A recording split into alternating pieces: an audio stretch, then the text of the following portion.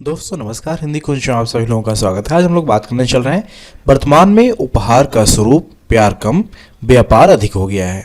इस विषय पर आपकी परीक्षाओं में निबंध आ सकते हैं कि वर्तमान में जो हम उपहार देते हैं, लोगों को गिफ्ट देते हैं, उसमें प्यार कम रह गया है बल्कि व्यापार अधिक हो गया है। इसमें भौतिकतावादी मानसिकता आ गई है। तो इस तरह के यदि निबंध या लेख आपके परीक्षा में आते हैं तो इनके निबंध किस प्रकार लिख पाएंगे, यहाँ पे उसके नमूने के तौर पे उत्तर दिया जा रहा है।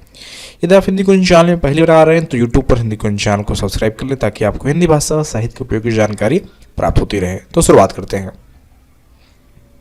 सबसे पहले लिखिएगा, उपहार देने का रिवाज भारत में सदियों पुराना है। यह सिर्फ एक वस्तु का आदान प्रदान नहीं होता बल्कि भावनाओं का एक पुल होता है। एक संदेश होता है जो कहता है कि मैं तुम्हें याद करता हूँ, मैं तुम्हें सम्मान देता हूँ और मैं तुम्हारी परवाह करता हूँ। लेकिन आजकल उपहार देने का सच्चा अर्थ धीरे धीरे खोता जा रहा है। उपहार देने की जगह उपहार खरीदना ज़्यादा आम हो गया है। सचमुच उपहार देना, प्यार जताना दोनों एक दूसरे के पर्याय लगते हैं, लेकिन एक बहुत बड़ी विडंबना यह है कि आज के समय में यह प्यार का परिचय कम और व्यापार अधिक हो गया है। यह सच है कि वह एक अच्छा आदमी है जो उपहार अच्छी तरह से प्राप्त कर सकता है। कोई उपहार मिलने पर तो हमें खुशी होती है या खेद, और दोनों ही भावनाएं अशोभनीय हैं। मुझे लगता है कि जब मैं किसी उपहार पर खुशी मनाता हूँ या दुखी होता हूँ तो कुछ हिंसा हो जाती है और कुछ अपमान सहना पड़ता है। मुझे खेद है जब मेरी स्वतंत्रता पर आक्रमण होता है या जब कोई उपहार ऐसे लोगों से आता है जो मेरी आत्मा को नहीं जानते, और इसीलिए अधिनियम का समर्थन नहीं किया जा सकता। यह दान मुझे बहुत प्रसन्न करता है तो मुझे लज्जित होना चाहिए कि दाता मेरे हृदय को पढ़े और देखे कि मैं उस वस्तु से प्रेम करता हूँ या नहीं। उपहार सच होने के लिए देने वाले का मेरी ओर प्रवाहित होना चाहिए, मेरे उसके प्रति प्रवाहित होने के अनुरूप होना चाहिए। उसका सब कुछ है और मेरा सब कुछ उसका है। इसलिए उपहारों के लिए उपयोगी नहीं बल्कि सुंदर चीज़ों की उपयोगिता करनी चाहिए। हम उपहार के मूल्य पर बिल्कुल भी विचार नहीं करते, लेकिन उस बड़े स्टोर को देखते हैं जहाँ से इसे लिया गया है, और मैं लाभार्थी के प्रति सहानुभूति रखता। मैं इन मतभेदों का कारण यह मानता हूँ कि मनुष्य और किसी भी उपहार के बीच कोई समानता नहीं है। आप किसी उदार व्यक्ति को कुछ नहीं दे सकते। आपकी सेवा करने के बाद वह तुरंत अपनी उदारता से आपको कर्जदार बना देता है। एक आदमी जो अपने मित्र की सेवा करता है वह तुच्छ और स्वार्थी है।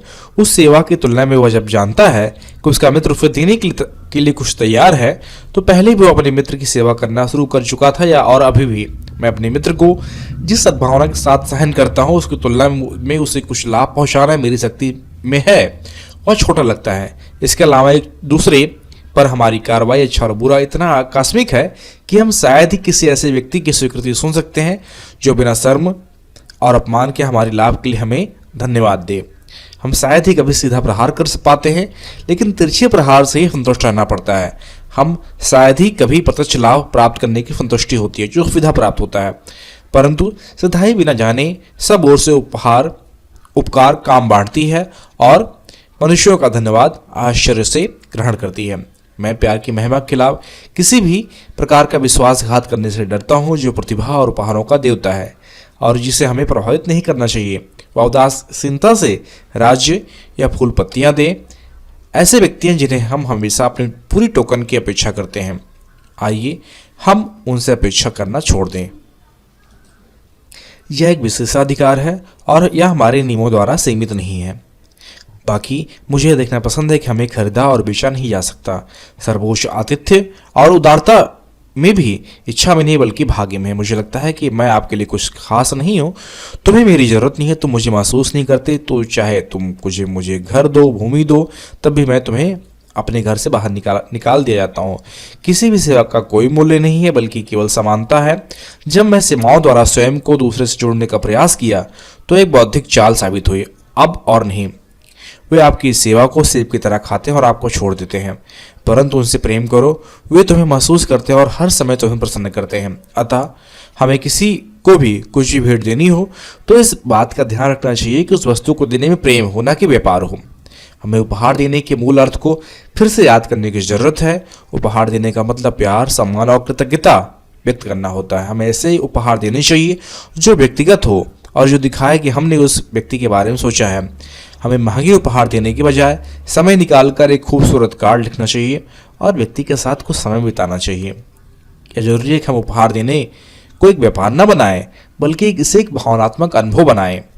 जब हम दिल से उपहार देते हैं तो हम न केवल दूसरे व्यक्ति को खुश कर सकते हैं बल्कि खुद को भी खुश करते हैं। तो इस तरह यह निबंध समाप्त होता है। यदि आपको यह निबंध लिखित रूप में चाहिए कि वर्तमान में उपहार का स्वरूप प्यार कम व्यापार अधिक हो गया है, तो आप लिखित रूप में hindikoniji.com में नीचे जो कि लिंक दिया गया जाकर आप वहां पर इसको लिखित रूप में प्राप्त कर सकते हैं।